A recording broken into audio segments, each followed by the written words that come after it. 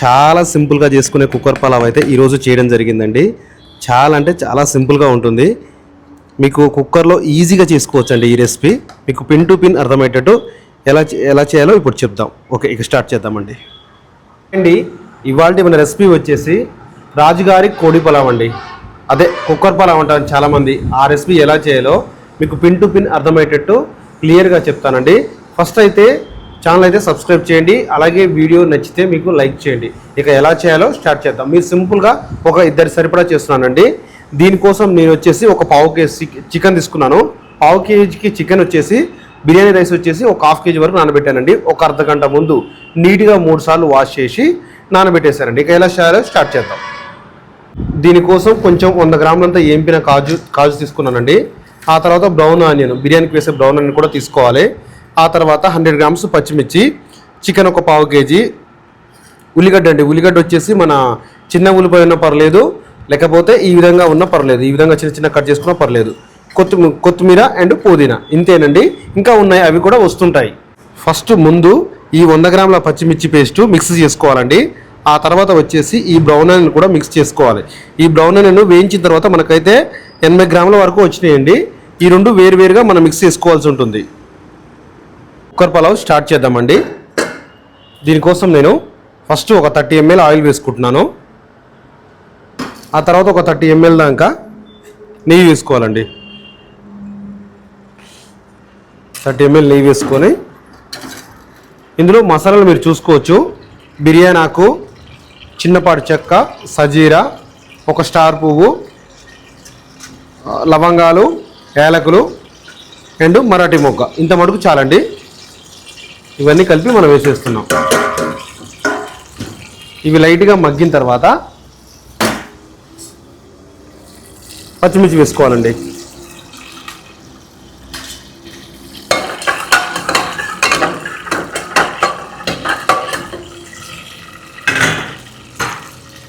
ఇప్పుడు కాస్త మగ్గిన తర్వాత ఉల్లిపాయ వేసుకోవాలండి.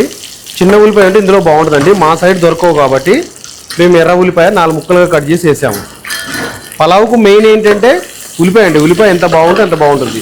ఉల్లిపాయ వచ్చేసి నేను ఒక పావు కేజీ వరకు తీసుకున్నాను. ఉల్లిపాయ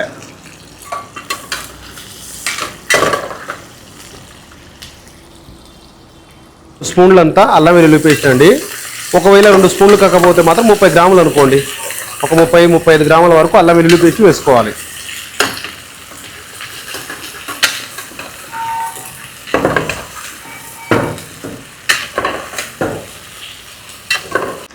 ఆ తర్వాత పచ్చిమిర్చి పేస్ట్ అండి.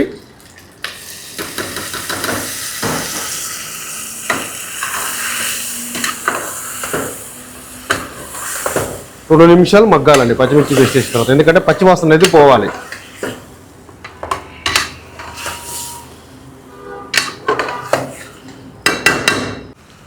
ఇప్పుడు బ్రౌన్ ఆనియన్ పేస్ట్ వేసుకోవాలండి.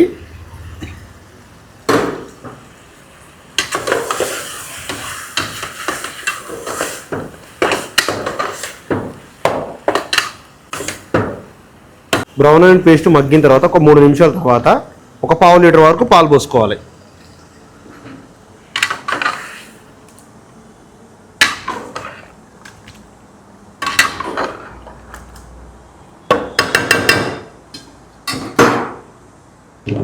పాలు పోసుకొని దీంట్లో మసాలాలు అండి. ఇప్పుడు ఎలాచీ పొడి అండి. ఎలాచీ పొడి వచ్చేసి 1 స్పూన్ వేసుకోవాలి దీంట్లో మసాలాలు. ఆ తర్వాత ధనియా పొడి వచ్చేసి 1 టీ స్పూన్ వేసుకోవాలి. ఆ తర్వాత గరం మసాలా అండి. చెక్క, లవంగ, ఎలాచి, బిర్యానీ ఆకు, సజీరాతో కలిపిన మసాలా, ఇది వచ్చేసి 1 స్పూన్ వేసుకోవాలి. ఈ 3 మసాలాలు వేసుకోవాలండి. దీంతో పాటు మనం సాల్ట్ వేసుకోవాలి. ఇంకొకటి అండి, ఇది ఉడికే వరకు ఉంచండి. పాలు పోసిన వెంటనే ఈ మసాలా వేయద్దు. ఒక 3 నుంచి 5 నిమిషాలు అయిన తర్వాత మసాలా వేసేయాలి. ఇక సాల్ట్ కూడా వేసేద్దాం.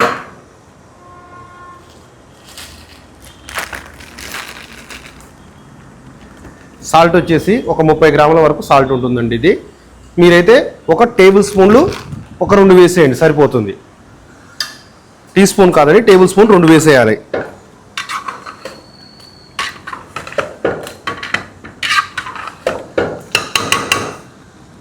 ఇప్పుడు ఆయిల్ అనేది పైకి వచ్చింది, మీరు చూసుకోవచ్చు. ఆయిల్ వచ్చిన తర్వాత ఇప్పుడు చికెన్ అనేది వేసేయాలండి. పావు కేజీ చికెన్ వేసేసి కాస్త కలపాలండి. చికెన్ మగ్గే వరకు ఉంచుదాం ఇందులో కాసేపు. ఒక 10 నిమిషాలు టైం పడుతుంది. వాసన అనేది మనకు ఆరోమా అనేది వచ్చేస్తుంటుందండి. ఆల్రెడీ రన్నింగ్లో ఇది చికెన్ వేసేయగానే మనకు ఆరోమా అనేది రన్నింగ్లో వచ్చేస్తుంటుంది ఈ మసాలాకు.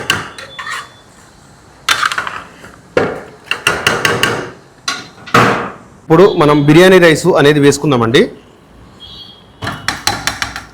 మళ్ళీ ఈ కప్పుతో వాటర్ వేసుకోవాలి.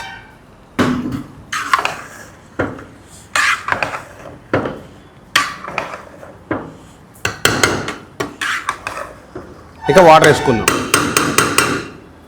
కొత్తిమీర, పుదీనా కాస్త నీట్గా వాష్ చేయాలండి కొత్తిమీర పుదీనా అనేది. ఆ తర్వాత వచ్చేసి కాజు అండి. కాజు మేము ఆయిల్లో వేపుకున్నాం. కాజు వేసుకోవాలి. కాజు వేసుకొని ఒక్కసారి కలుపుకొని వాటర్ పోసుకోవాలి.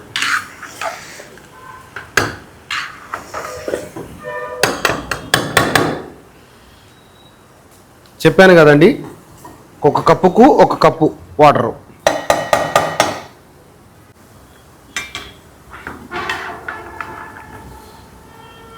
ఇప్పుడు మూత పెట్టేద్దామండి. ఇప్పుడు కలిపేసాం. మూత పెట్టేద్దాం. ఒక 5 నిమిషాల్లో రెడీ అయిపోతుంది.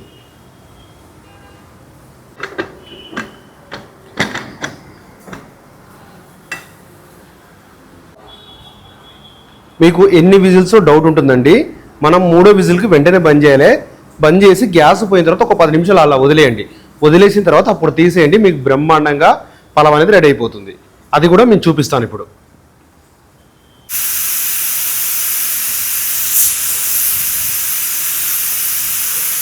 ఇప్పుడైతే 3వ విజిల్ వచ్చిందండి. ఇక బంద్ చేస్తున్నాం. బంద్ చేసి ఒక 10 నిమిషాలు వదిలిపెడతామండి. ఈలోపు మనం ఒక గోంగూర చట్నీని దీంట్లోకి చేద్దాం. గోంగూర చట్నీకి ముందుగా కొంచెం పచ్చిమిర్చి వేసుకోవాలి. నేనైతే 2 కట్టలు తీసుకున్నానండి. 2 కట్టలు తగ్గట్టు చెప్తున్నాను మీకు. అంటే ఒక 100 గ్రామ్స్ లేదా 80 గ్రామ్స్ పచ్చిమిర్చి తీసుకోండి. కొంచెం టమాటా, దాంట్లోకి ఒక 2 గడ్డలంతా ఎల్లిపాయలు. ఎల్లిపాయలు వేసిన తర్వాత కాస్త మగ్గాలండి. ఎక్కువ కూడా మగ్గొద్దు. ఎక్కువ మగ్గితే పగిలిపోయి మనకు ఆయిల్ అనేది మీద పడుతుంది. కాస్త మగ్గిన తర్వాత వెంటనే గోంగూర వేసేయాలి. ఇప్పుడు గోంగూర వేస్తున్నాను.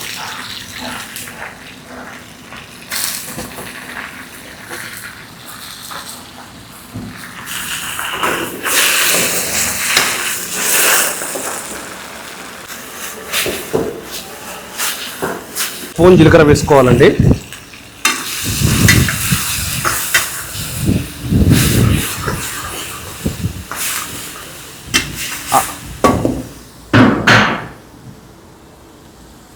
దీంట్లో ఒక పావు టేబుల్ స్పూన్ పసుపు వేసుకోవాలండి.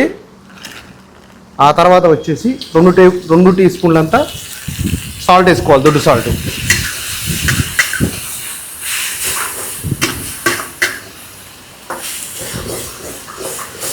ఒక 5 నిమిషాల్లో మగ్గిన తర్వాత మిక్సీ పట్టుకుందాం.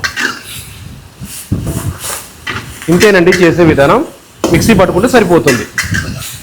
మిక్సీలో పట్టుకునేటప్పుడు కొన్ని వాటర్ పోసుకోవాలి.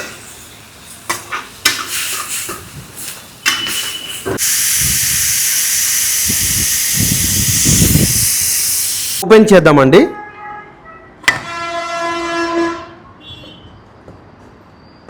ఒక్కసారి తీయకుండా ఒక్కసారి తీస్తే చెయ్యి దొరుకుతుంది. నిదానంగా ఇలా తీయాలి ఎప్పుడైనా కుక్కరు. ఇప్పుడు చూసుకోవచ్చు పలావ్. చూసుకోవచ్చండి ఎంత బాగా వచ్చిందో.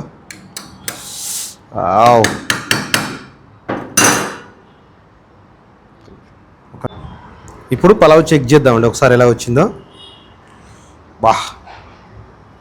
చాలా బాగా వచ్చిందండి. ఇది రాజుగారి కోడి పలావ్, కుక్కర్ పలావ్. మీకు ఇష్టమైతే ఒక లైక్ చేయండి. చూసారు కదా ఎంత బాగా వచ్చిందో.